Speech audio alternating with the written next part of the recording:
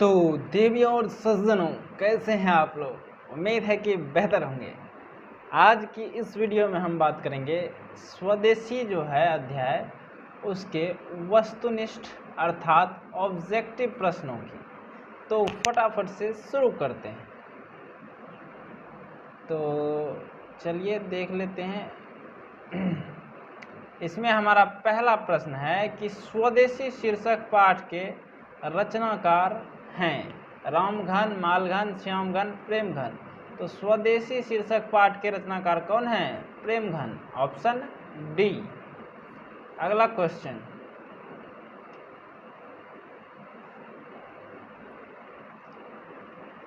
है बद्री नारायण चौधरी प्रेमघन द्वारा रचित कविता कौन सी है? भारत माता नहीं, जनतंत्र का जन्म नहीं, हमारी नींद नहीं, स्वदेशी। जी हाँ, ऑप्शन बी सही जवाब।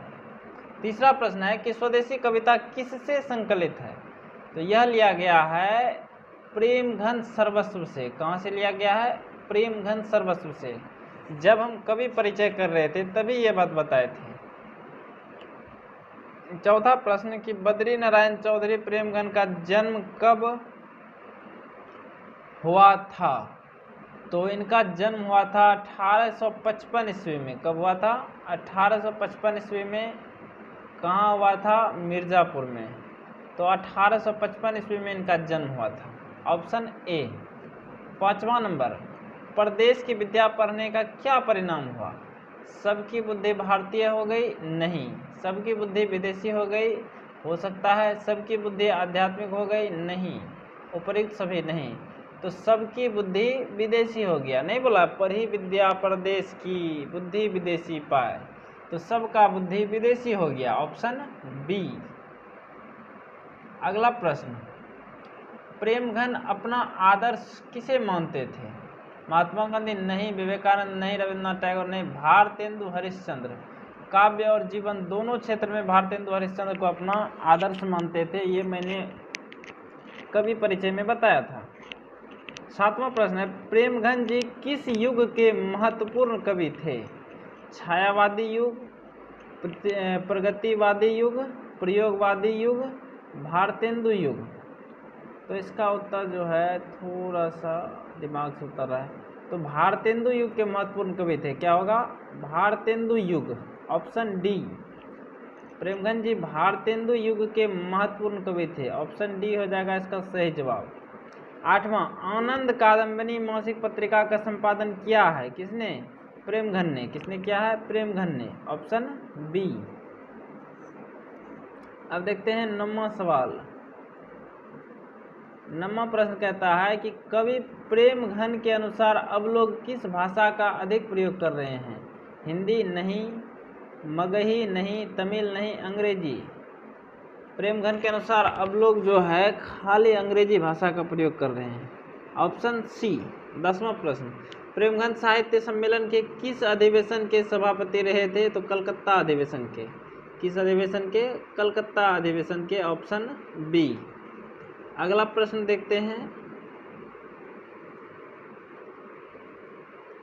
प्रेमघन जी कवि के साथ साथ थे? तो ये निबंधकार, नाटककार, समीक्षक, उपयुक्त सभी, ये सब कुछ थे, ऑप्शन डी। तो 11 का ऑप्शन डी। 12 नंबर, कवि प्रेमघन के अनुसार भारतीय हाट बाजार किस सामान से भरा पड़ा है? स्वदेशी नहीं, देशी नहीं, इनमें से कोई नहीं, अंग्रेजी। तो ऑप्शन सी हो जाएगा कि भारतीय हाट बाजार जो है अब अंग्रेजी सामान से भरा पड़ा है।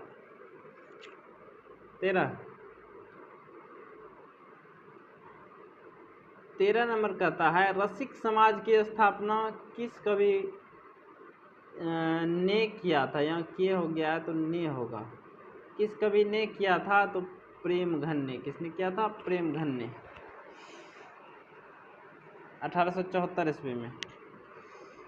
ये चीज़ हम बताए थे कवि परिचय में। 14वां प्रश्न है कि कवि के अनुसार क्या देखकर भारत में भारतीयता कुछ नहीं दिखती है? तो गति, रति, रीत तीनों देख करके, क्योंकि सब लगाव, पद्धति, रीत सब कुछ वहीं का हो गया है विदेशी, इसी वजह से।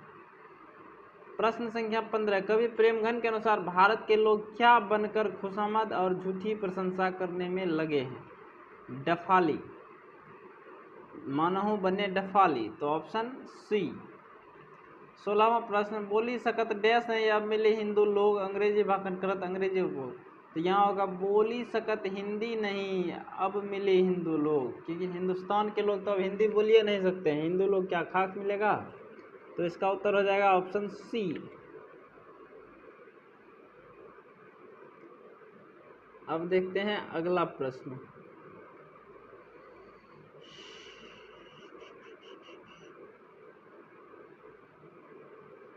प्रश्न संख्या 17 कहता है, स्वदेशी कविता में कवि को भारत में अब क्या दिखाई नहीं पड़ता है। तो भारतीयता कछु न अब भारत में दर्शात। तो भारत में अब भारतीयता नहीं दिखाई देता है, ऑप्शन ए। डैश भारतीय देखी को सकत नहीं पहचान, मुसलमान हिंदू किंदो के है क्रिस्तान। तो मनुज भारतीय यानी भारतीय मनुष्यों को देखकर कोई नहीं पहचान सकता कि ये मुसलमान है, हिंदू या क्रिश्चियन यानी अंग्रेज है। तो ऑप्शन ए इसका सही जवाब हो जाएगा। अगला क्वेश्चन, प्रेमघन का जन्म कहाँ हुआ था। तो बताए थे मिर्जापुर में। कहाँ हुआ था? मिर्जापुर में। प्रेमघन का जन्म कहाँ हुआ था? मिर्जापुर में, ऑप्शन डी। भारत सौभाग्य किनका प्रसिद्ध नाटक है। तो प्रेमघन का। किनका? प्रेमघन का। प्रश्न संख्या 21, प्रेमघन के किस काव्य में ग्रामीण जीवन का यथार्थवादी चित्रण है। तो ये भी हम बताए थे कवि परिचय में कि इनकी एक काव्य है जीर्ण जनपद, जिसमें ग्रामीण जीवन का यथार्थवादी चित्रण किया गया है। तो ऑप्शन बी। 22 नंबर, भारतेंदु युग के महत्वपूर्ण कवि थे कौन। Premghan, option A. 23वां, प्रेमघन काव्य और जीवन दोनों क्षेत्र में किसे अपना आदर्श मानते थे। भारतेंदु हरिश्चंद्र को, ऑप्शन सी हो जाएगा इसका सही जवाब।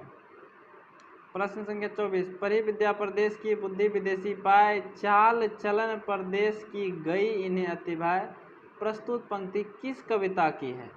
तो यह पंक्ति जो है स्वदेशी कविता की है, ऑप्शन बी। प्रश्न संख्या 25, कवि प्रेमघन द्वारा अधिकांश काव्य रचना किस भाषा में किया गया है। संस्कृत में नहीं, हिंदी में नहीं, उड़िया में नहीं, ब्रज भाषा और अवधी में। ऑप्शन बी इसका सही जवाब हो जाएगा। हिंदुस्तानी नाम सुनी अब ये सकुची लजात, लजाता नहीं, यहाँ हो जाएगा लजात। पंक्ति किस कविता से उद्धृत है। तो स्वदेशी से, ऑप्शन डी। प्रश्न संख्या 27 कहता है कि सबे विदेशी वस्तु नर गति रति रीत लखात डैश कछु न अब भारत में दर्शाते। यहाँ हो जाएगा भारतीयता। भारतीयता भारत में थोड़ा सा भी दिखाई नहीं देता है, तो ऑप्शन बी। साहित्य सम्मेलन के कलकत्ता अधिवेशन के सभापति रहे थे कौन। Premghan, Badri Narayan Chaudhary Premghan, option A. 29वां प्रश्न है कि 1874 ईस्वी में प्रेमघन ने किस समाज की स्थापना की थी। तो रसिक समाज की स्थापना की थी 1874 ईस्वी में, ऑप्शन सी। 30वां प्रश्न है कि प्रेमघन के प्रसिद्ध नाटक है। तो भारत सौभाग्य। भारत सौभाग्य इनका बहुत ही फेमस नाटक है, ऑप्शन ए।